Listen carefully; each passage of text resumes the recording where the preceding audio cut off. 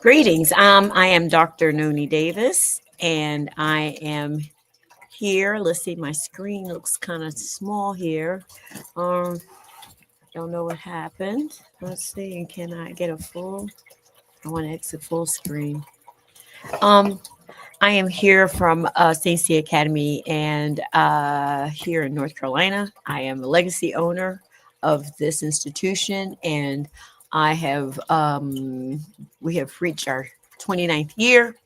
And today I want to extend our conversation about um, the Black owned hospitals today to some new information I found out. And, it took me down another rabbit hole about actually the first doctors that we had in the United States. Who predated the ending of our enslavement here in this country. And so, but I just want to start with this notion of, why are we continuing to do these podcasts? Well, the point is that we need to um, go back and fetch it. I think I've said that before. Sankofa means go back and fetch it. What did our ancestors do under these circumstances, like what we're experiencing right now here in the United States under this presidency, which actually is much closer to what we experienced in the 30s and the 40s, and has the same attitudes as previous presidents during the Confederacy and post Confederacy. And so we are still in a space where we are having to deal with uh, the foolishness that is going on in America right now. And so we have to remember, we have always been determined to protect our own communities and our own families, building communities and schools. And we have established businesses and institutions and universities and hospitals. And today I'm just going to talk about, some of the other, I hate to talk about the first people to do things, but this in this situation, we know that most of our ancestors had already brought indigenous medicinal practices here, but this is just going to be about the first ones. But we have to remember the power of our ancestors. They were captured in Africa, dragged to slave castles. They were held in stench and vomit and raped and attacked and molested in these places. They had to endure slave ships, auction blocks, death camp plantations where they were forced to breed, forced to work from sunrise to sunset. And what did they do? Well, they poisoned crops. They they poisoned families, sabotaged equipment. They ran away. They escaped. They led insurrections and burned crops and you know conducted on the Underground Railroad and fought in the Civil War, and we got our liberty. But they didn't stop there. They said, okay, now what? They never went like, oh, well, I guess we're done. No, which is what we have to understand. They did not stop, no matter what was going on, and so they after the defeating the first phase of white supreme stupidity, our ancestors said, all right, now we got to figure out how we can protect our families, how we can work together, how we can work in Ubuntu, because I am, you are, and what can we all do, and what skills can we share? You're a carpenter, I'm a barber, you're a blacksmith, you are seamstress, you are tailor, you are a farmer, you are this and that, and let's all pull our skills together. You can read and write, so you can run the school. You got a good mind for money. Let's go ahead and get these banks open. And so they pulled everybody in the community with all of their skills, and they built new world. They built a new world here in the United States. Now, as I stated before in the previous podcast, we have to understand that Europeans did not expect black people to have any survival skills. Mind you, I just explained how we got here. If you can survive being transported, some people had to march for miles. I mean, like, like what, 10, 20, 30 miles from inner Africa or more. I mean, I think some of them said it could take them months to get from their location on the inner Africa, Western Africa areas, and then to the coastline to get on these ships. So, these people were marching, and the ones who survived, and then you have to come through a slave middle passage, and then you have to come and fight these people on this country. And we were in rebellion the whole time. We were fighting the whole time.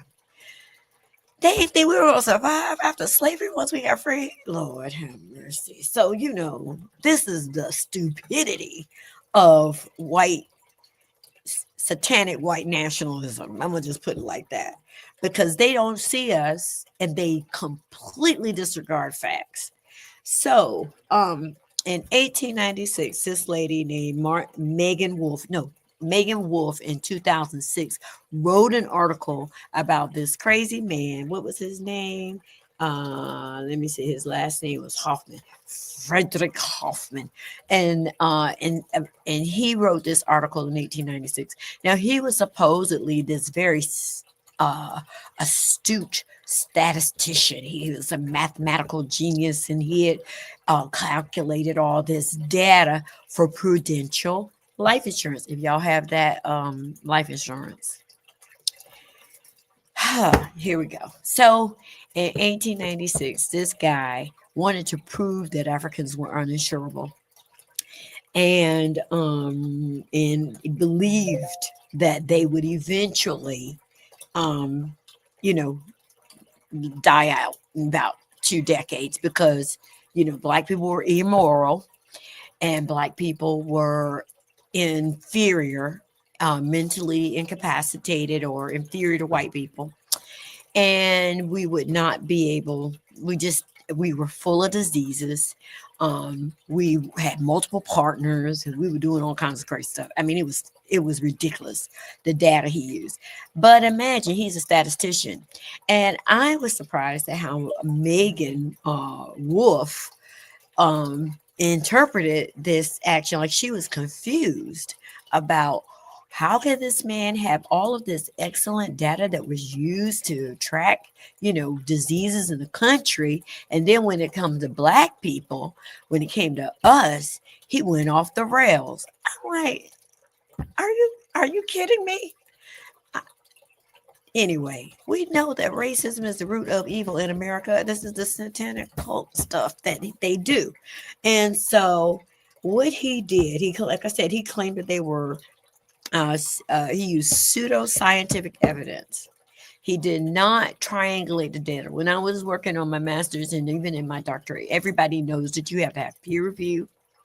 You have to have triangulation of your data. You can't just say something and then fly with it and come up and make up your own statistics and da da da da da.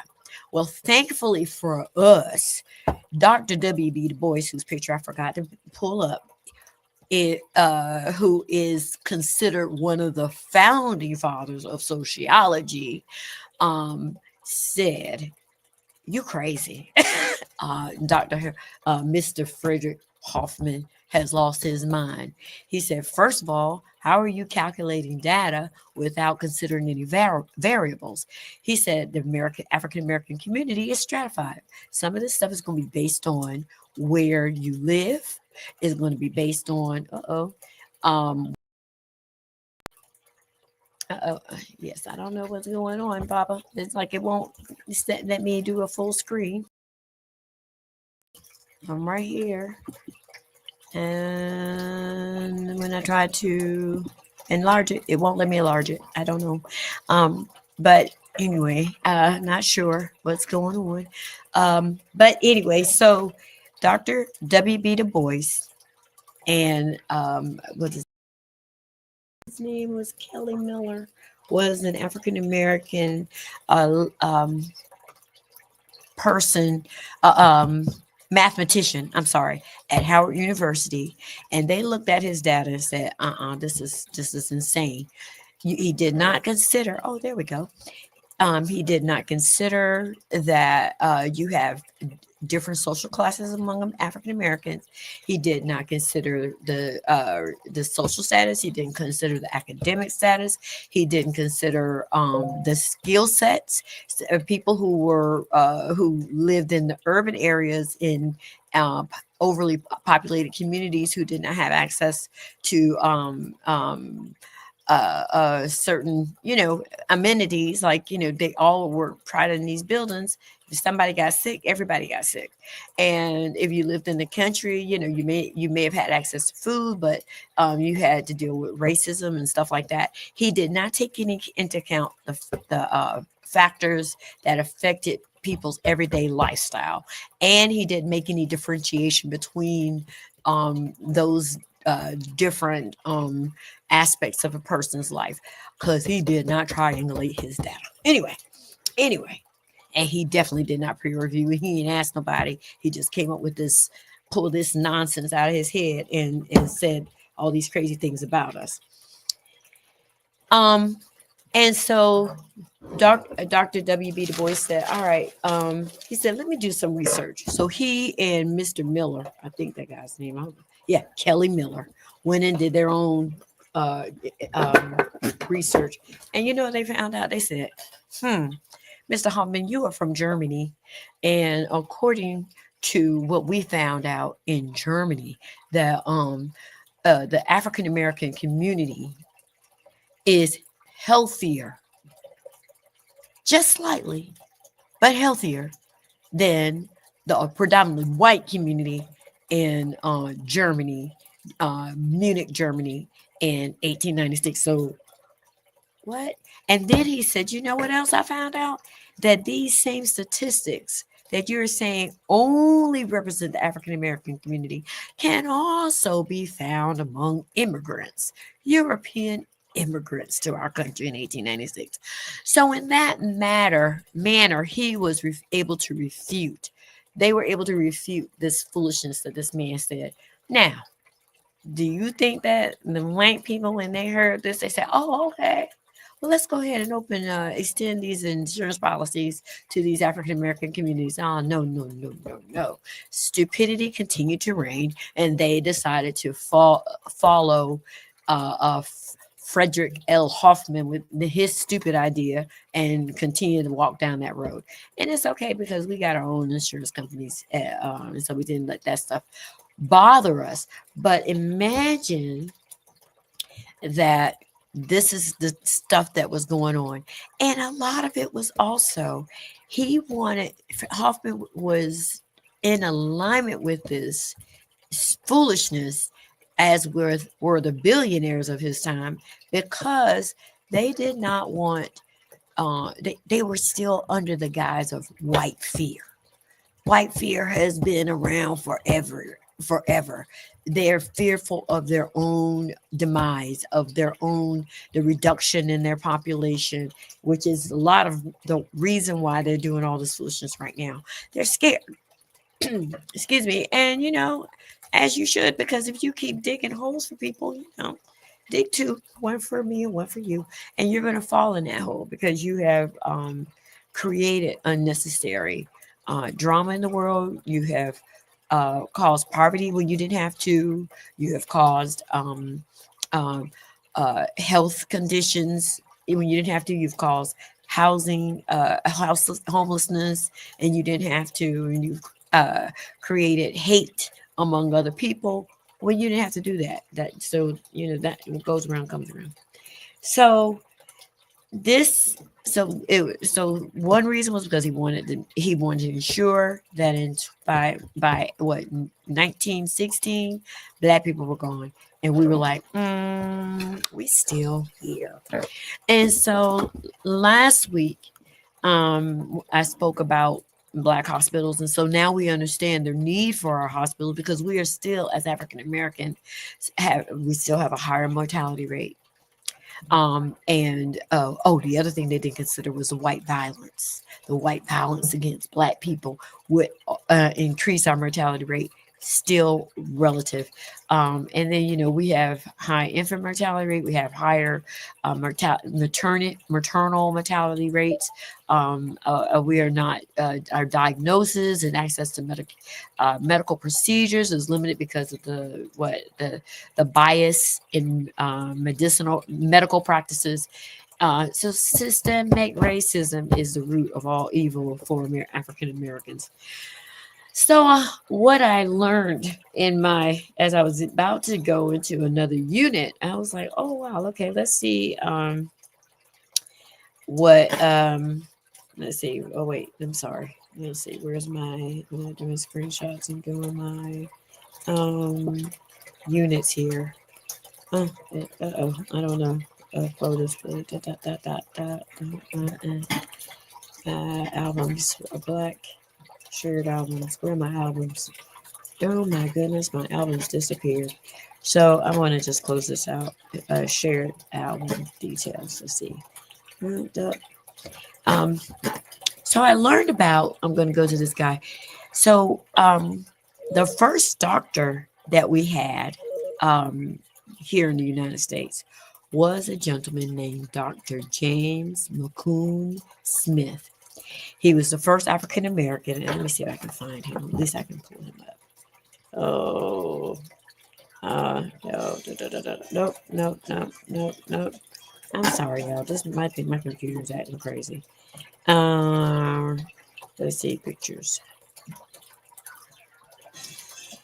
He's doing what in the world? Where's the stuff I did just here recently? No. Black Celebrations, Ethiopian, a new shared album, Black Doctors. Let me see if I can just find Black Doctors, because this is crazy. Nope. Recent photos. Let's do the photos. And there, first African American doctors. Hold on, I'm sorry. So, this man here is named Dr. Dr. Smith, Dr. James McCune Smith, and he's the first Black American to earn a medical degree. And he was also a leading abolitionist and prolific writer. Now, Dr. McCune was born in 1813 in New York, and his mother was an African woman from South Carolina, and I think that she was brought up to New York by a white merchant named Smith. And when at some point, I guess Smith was not born into slavery. I'm not sure. They didn't really say. But he was one of the few African Americans who had an opportunity to attend a private school for African American children. And I thought I had that school up here, so I don't see the school. But it was called the African Free School, and it was located in New York. Let's see.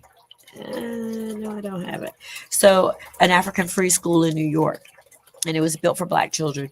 And this man attended school with who was it? Henry Highland Garland, Alexander Crummell, and a couple of others. Ira Aldridge.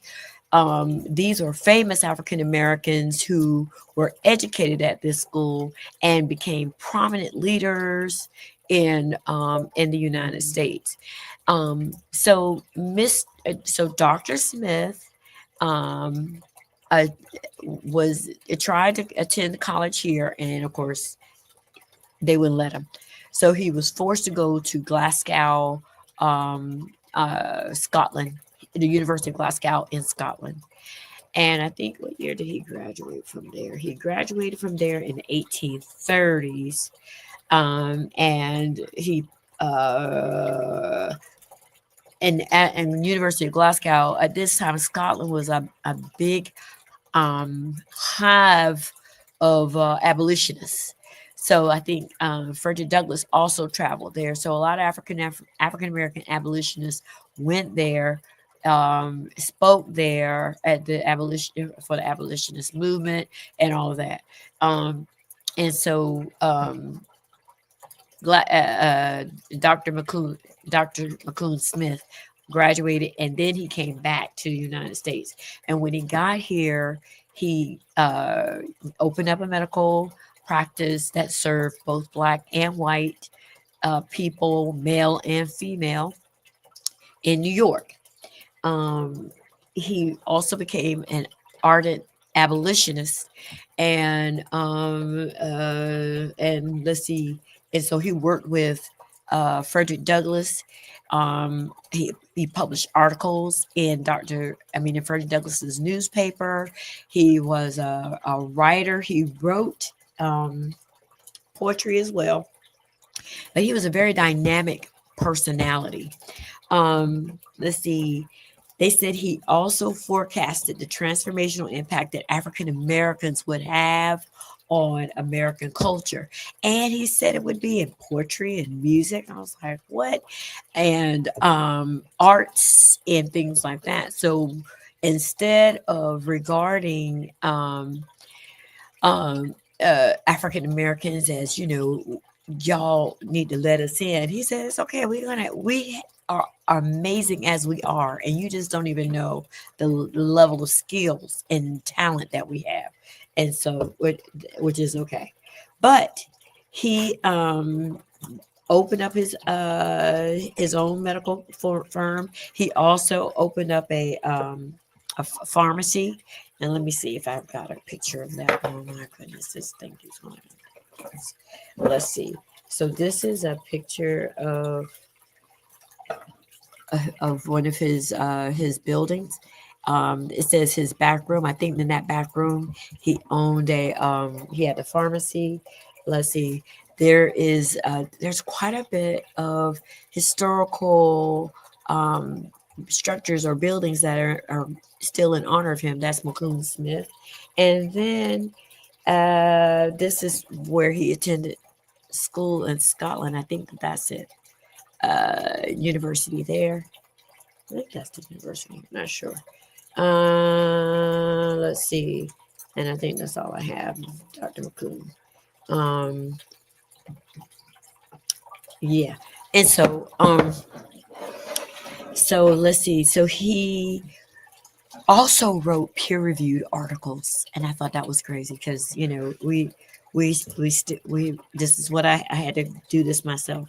And what he did is he attacked the foolishness of these the pseudoscience about how the shape of an African American's head and their skull and all of that influence or determine their intellectual capacity. So he wrote articles debunking that foolishness.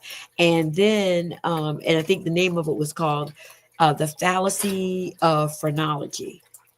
And so he refuted those statistics. Oh, and by the way, I forgot to mention this article was found with history.com, and it was, or no, Smithsonian. This one I think is Smithsonian. It is. And it was written by Brian Greene on 2021. This was a really good article about this young man. And he also talked about, just like W.B. Du Bois, that that there were so many fallacies in the data that was recorded. He said even in the census, white statisticians would try to claim that African Americans had a higher rate of mental illnesses. But then he found that when you would go and look at the data, they would document the same person and record that data as the same person like 3 or 4 times. I think he said in one instance, they had counted a person 19 times in the census. And so this is the reason why, African Americans don't believe the data. We don't believe the data because we know, and we have our own PhDs and medical doctors who are affirming these inconsistencies and these misrepresentations that are deliberately recorded in the data with no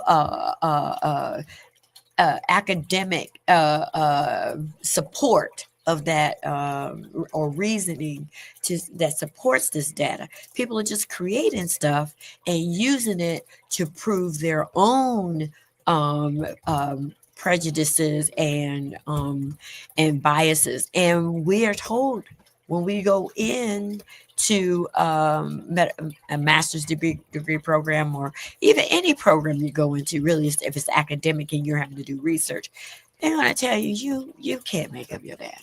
You can't. You can't make up your data. And yet we have people making up data. And so, um, in addition to having a pharmacy, Dr. McCoon also created his pharmacy was a refuge for runaway Africans. He defied the 1850 Fugitive Act. He worked with John Brown. They were in the, what was it, the Radical Abolitionist Party, and he was not playing. One of his quotes from an article he wrote for Frederick Douglass is, "Our white brethren cannot understand us unless we speak to them in their own language. They recognize only the philosophy of force. They will never recognize our manhood until we knock them down a time or two. They will then hug us as men and brethren." And so he was not playing. He also had an orphanage. It was called Orphan Asylum for Colored Children, and it was attacked in I think it was the 18 something 30 something uh, mob violence, where they burned his building was burned down. Fortunately, he was able to, all of his children, the orphans were able to escape, and I think that's when they moved to Brooklyn. But in the meantime, 175 people were killed in New York at that time. And so Mr. Dr. Smith died in 1865, and but he did a lot of great work while he was here. And now the other person I want to introduce real quickly is Dr. No, this is a female doctor. The first female doctor here is uh, Rebecca Lee Crumpler, and her name was Rebecca Davis. Her maiden name was Rebecca Davis, and she was the first African American woman to receive her medical degree. She went to the female. Let's see, I'm running out of time. She went to the New England Female Medical College. She in 1856. No. When did she go to school? 1864. She received her doctorate in 1864. But she learned all of her medical knowledge from her auntie, who was a African American healer in her community. And so because her auntie had such a great reputation as being a healer, and it seems that she apprenticed her daughter, Dr. Rebecca Davis Lee Crumpler, and the girl was able to go on to school. I think, and she was the first African American admitted to that university and graduated in 1864. She was an amazing person, and maybe next week I'll start with her because she worked for in the Civil War. During the Civil War, she went and helped out, and she moved to Virginia and became a doctor in this during the Civil War for Black men and women who were displaced and hurt in at that time, and she faced quite a bit of discrimination. But so tomorrow, next week, what I'll do is I'll have a conversation about more about Dr. Rebecca Davis and about what she accomplished when she was here. But we're doing these deep dives and learning about the greatness of our people, and hopefully we are inspired to do what we need to do in this moment and in this present time. Ashe, Asheo.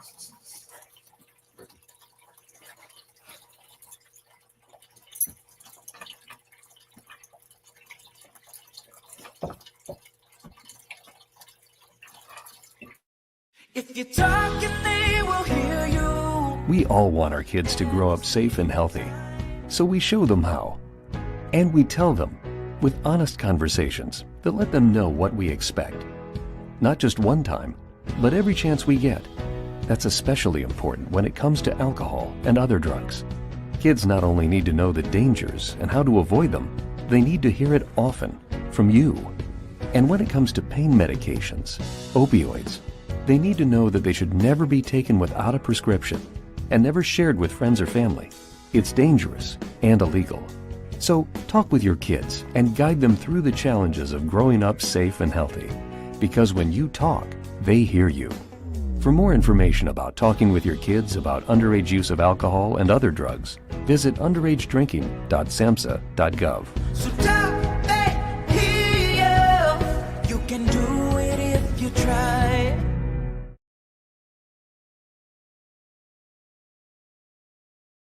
I'm a St. Sya student. Of course I walk into the sound of drums. I'm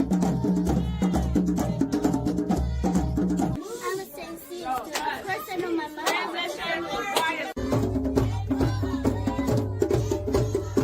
I'm a St. Sya student. Of course I can play the drum. I'm a St. Sya student. Of course I can work with my hands. I'm a St. Sya student.